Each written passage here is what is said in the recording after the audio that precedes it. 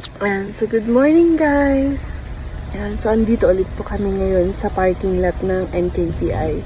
So dito kami ulit sa sasakyan na tulog. And yun, dito na din kami kakain. So katatapos lang po ng asawa ko na magpakuha ng lab at saka mag-register sa OPD. Kaya ayun, dito kami sa sasakyan tumambay habang inaantay po namin yung call time ng pagtawag po nila ng mga pangalan. So, alas 9 po kasi mag-start yon. So, andito kami ngayon sa sasakyan para tumambay and para kumain na din. So, yun, babalitaan po namin kayo kung ano yung mangyayari sa check-up namin. So, hopefully, praying na maging okay lahat yung mga lab test ulit ng aking asawa. So, yun. Ciao muna kami. Yan.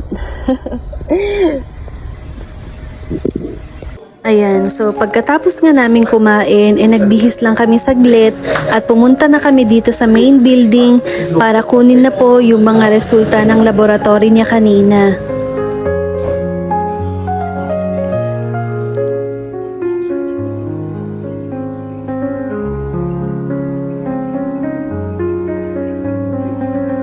So finally, nakuha ko na po yung mga resulta and buti na lang kasi sumakto na tinawag din siya sa loob.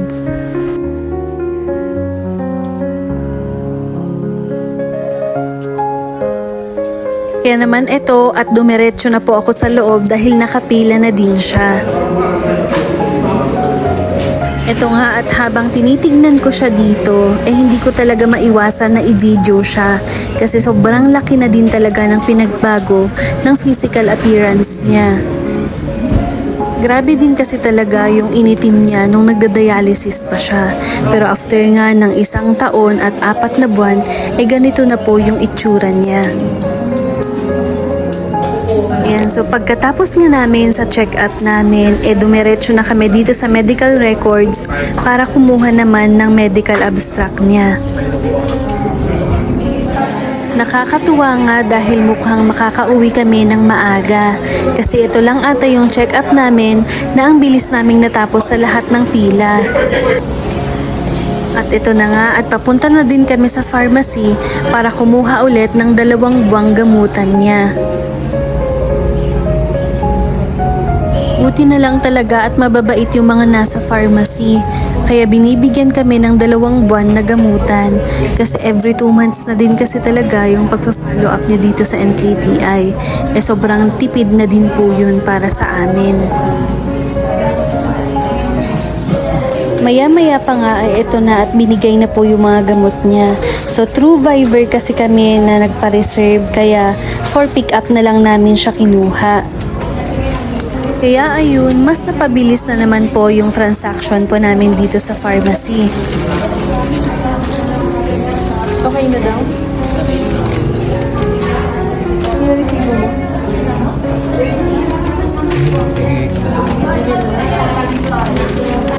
Pero dahil nga wala yung isang gamot ng asawa ko sa pharmacy, sa NKTI, kaya pumunta muna kami dito sa Mercury Drug para bumili ng gamot niya. Kasi may Mercury din po sa amin, ang kaso nga lang, wala po silang benta ng anti-rejection dun sa amin. Kaya napabili na din po kami dito. Grabe, ang mahal-mahal ng gamot na to. 8 pieces lang to actually for 2 months. That's what we play every Friday.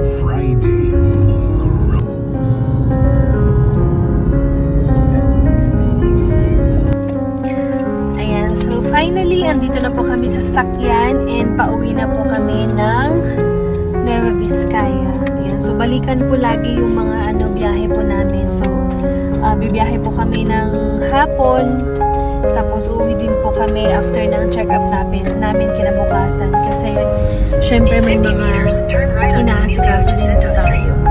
Ayan. So yun, regarding naman po sa check-up ng aking asawa ngayon, good thing po dahil maayos naman po yung labs niya. And so nag-adjust lang po onti ulit yung nephro natin ng gamot niya. So instead of may mga adjustment po siyang ginawa. Pero all in all po, lahat naman po ng labs na is okay. medyo wina-watch out lang daw po yung cholesterol kasi medyo nag-slight na tumaas. Di ba, Han? Yan. So, siya ulit yung driver. So, hindi ko kasi ako nakakapag-drive dito sa NCR. So, siya talaga mostly nag-drive sa amin. Balikan din siya nagda-drive. So, yun, medyo nakakapagod din talaga. Pero, yun, kailangan lang din talagang tiyagaan. Kasi, kailangan mag-follow up check-up. Kailangan sundin pa rin lahat ng utos ng mga doctors.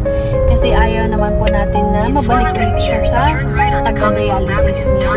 So, yun, maraming salamat po rin po sa mga patuloy po na sumusuporta sa aming mag-asawa. And thank you so much po sa prayers na, sa mga prayer warriors natin. Yan, so, yan. Masasabihin ka pa, Han? Wala na.